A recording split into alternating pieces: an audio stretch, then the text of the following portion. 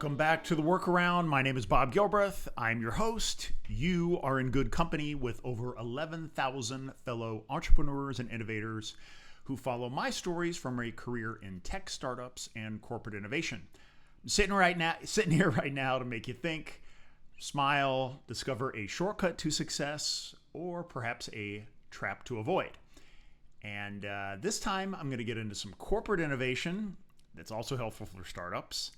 And it's going to be more of a shortcut to success versus a trap to avoid. And it has to do with a brand that is near and dear to my heart and near to me physically right now. If you can see, where is it? Over here in the video, there's a reflection of a neon sign in my office for the Tide detergent brand, the big bullseye, the big guy. Anyway, going to tell a story from this one, it's also a little bit of a story about who I am. Your mileage may vary if you follow this, but I think there's one or two folks out here that might find this message at the right time, put it into action. And for everybody else, I hope you get one of those smiles, laughs, or thoughts that I promised. This is called Stop Talking, Start Trying. If a billion-dollar brand can do it, you can too. As you listen to these words, tens of millions of people are sitting in conference room or on Zoom calls discussing whether to do one thing or another. They work in startups, corporate gigs, not-for-profits, and government jobs. And 99% of these meetings will end with an indecision.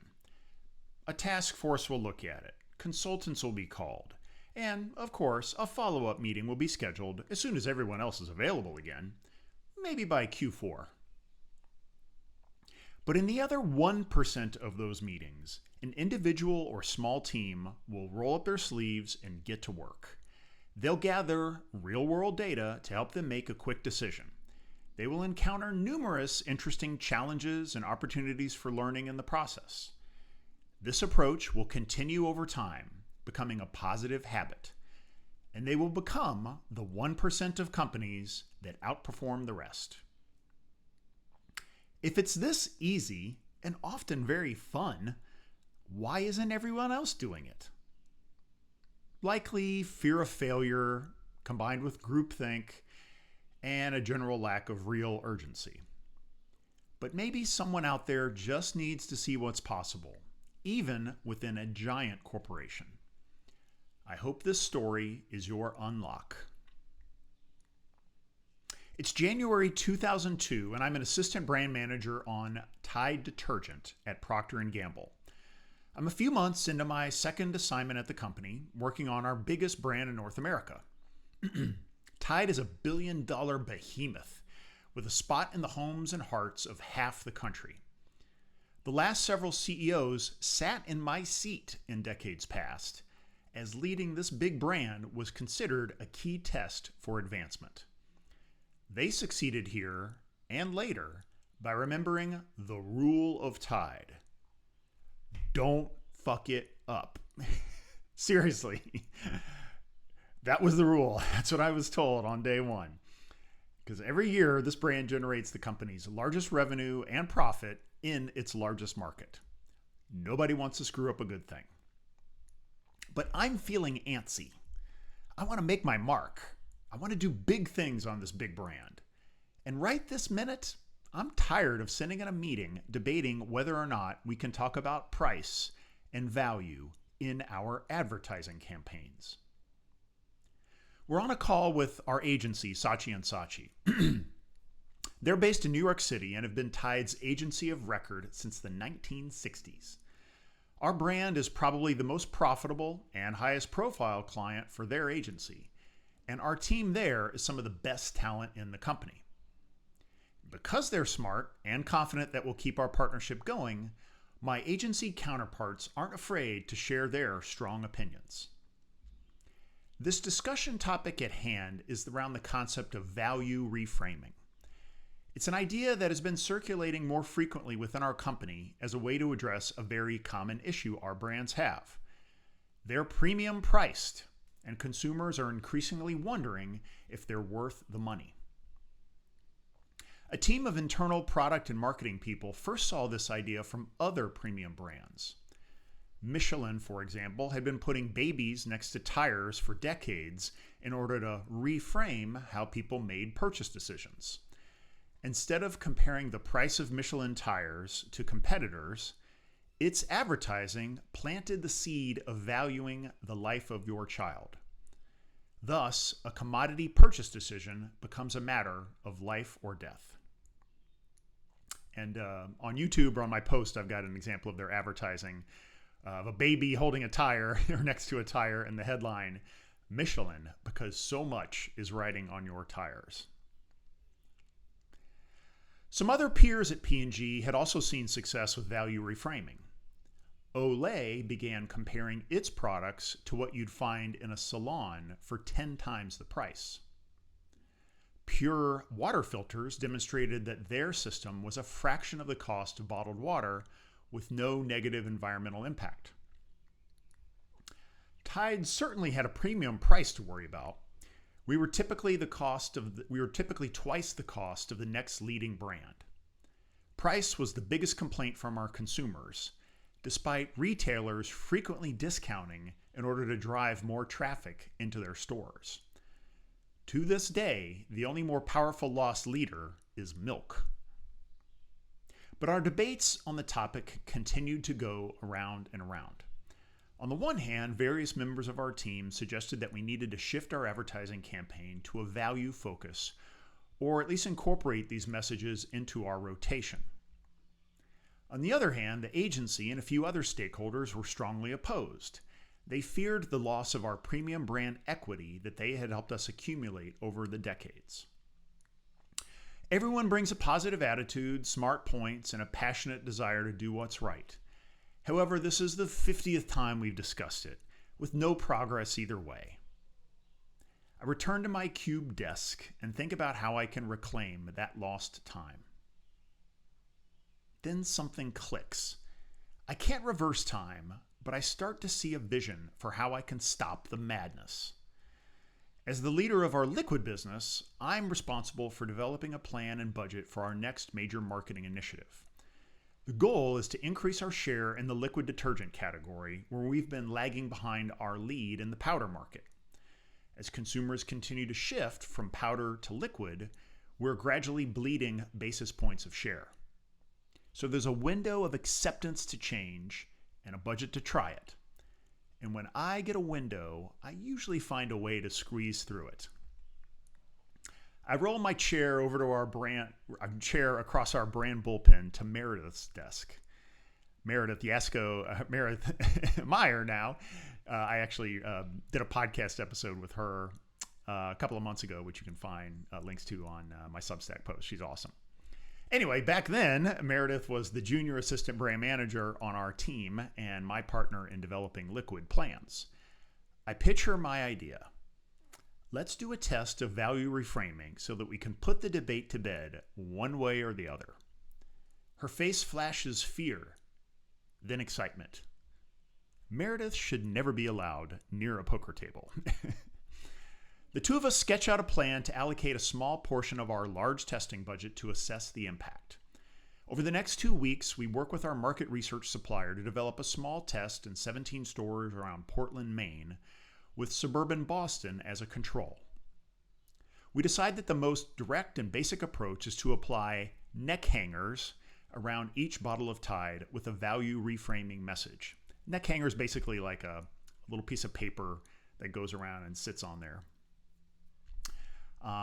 Some suggest we offer a coupon as well, but a coupon would raise costs, increase complexity, and make it harder to determine if any sales lift came from this marketing claim. Through some quick research with detergent shoppers outside our corporate headquarters in Cincinnati, we land on a message that resonates. You can see the image here or on Substack. The main claim, the copy on the neck hanger says, for about 25 cents per load, Tide provides 3 times more stain removal power than the next leading detergent. It's actually a double value message. First, by saying it's only about 25 cents per load, that makes it seem reasonable and helps overcome the fact that a full bottle is one of the most expensive items in a shopper's cart. The second value point is that while it might be 2 times the price of the leading competitor, that's because it's got 3 times the stain removal power. In other words, you get what you pay for. Meredith and I present our plan to the powers that be, including our agency, to obtain approval. There's another round of debate, of course, but no one can stop us. We're going to get real data. By the end of the spring, I'm standing in a grocery store in Maine, looking at our beautiful orange neck hangers wrapped around bottles of Tide liquid. Our research partners drive us around a handful of other stores, and then I try my first lobster roll. It's all wonderful. And a few months later, our entire team is back in the main conference room, settling in for the presentation of the test market results. After some warnings about the small size and short duration of the test, they announced that there was about a 10% lift in Tide liquid sales due to our neck hangers. This was a boost from historic sales at the stores and significantly higher than sales in the control markets outside Boston. I smile widely in the meeting, not because of the sales lift or being right in the debate. I honestly didn't care what happened in Maine over those few months. I was just happy that we finally got some data to guide our future decisions that could stop navel-gazing through meeting after meeting. My tenure on Tide wrapped up a few months after this work as I got a promotion and a new assignment. I heard that value reframing messages became a consistent theme in future Tide marketing. Saatchi & Saatchi continues to do great work on the brand. I left the Big Co world for an entrepreneurial path a few years later, but this lesson is something I've continued to apply in my work in startups. Decades ago, software startups adopted a strong belief in testing in the real world, rather than debating in the boardroom. One of Mark Zuckerberg's founding beliefs for Facebook was code wins arguments. And the concept of minimum viable product has become a guiding principle in our startup world. Words like this are primarily used by startups seeking product market fit. Still, I drew inspiration from my old P&G playbook at my influencer marketing company, Ahology, even after we achieved repeatable and scalable success. We frequently entertained innovation ideas in our executive team meetings. Clients requested a feature, competitors announced a new product, and upstart startups announced they're going to disrupt our market.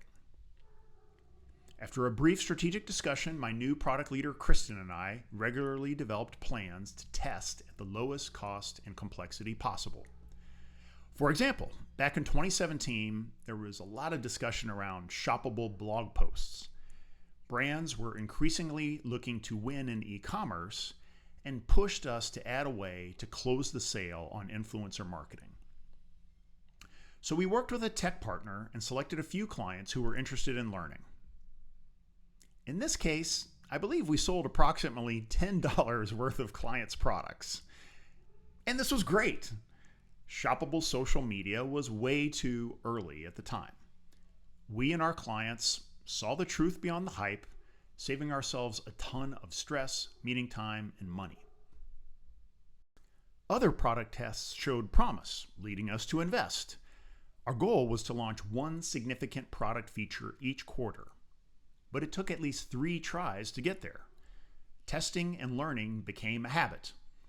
These consistent innovations, compounded in value over time, doubled our revenue each year and ultimately led to our strategic acquisition at a premium valuation. Every time I go back to stories like this, I try to figure out what made me, me. It's easy to say, you should stop meeting and start testing, but nobody else did. You can't take my advice if it doesn't fit into your personality and worldview. Here's what made me think differently. I went to my job at P&G knowing I would be leaving in 5 years or so. I wasn't planning to be another CEO who made a pit stop on Tide and focused on not fucking it up. I planned to become an entrepreneur and learn everything I could in this company to improve my odds of success down the road. I was in a hurry to do stuff, to learn, try, test, and behave like the owner of this business. I leveraged the company's core values in leadership and initiative to do what I believed was the best for both the business and my career. The chance to work on Tide was like somebody giving me the keys to their Ferrari for the weekend. If I don't get this thing above 100 miles per hour while I've got it, then I'm an idiot. And I wasn't afraid of the worst case, getting fired. Cincinnati wasn't my hometown, and I planned to leave soon anyway. Thanks to my skills, network, results, and resume, I knew I could secure a similar position at another CPG company. And if they're going to fire me for being maniacally focused on growing the business, well then fuck them. As odd as it sounds, the only thing I feared was fear itself. If I held back from treating this billion-dollar brand as if it were mine and doing what I thought was right, it would lead to my failure. And perhaps the brand's failure as well. The ownership mentality wasn't stressful, though. It was fun. I worked my ass off and had plenty of battles with bosses and legal along the way. But when you're standing up for what you believe is right for the business, the wind is at your back. People tend to get on board, or at least back off, when you're charging forward with a flag in your hands. You might find that they too are tired of pointless meetings and eager to follow you into the future. Perhaps this is the attitude that enables 1% of big corporate brands to consistently outperform the rest. Maybe this is the attitude for you too. Doing stuff brings valuable lessons, stories to tell, and a life well lived. And if you feel fear, it might be a signal to lean in even further. Value reframing may be a tool for changing your work and life too. All right, that was fun. Hey, how we might work together.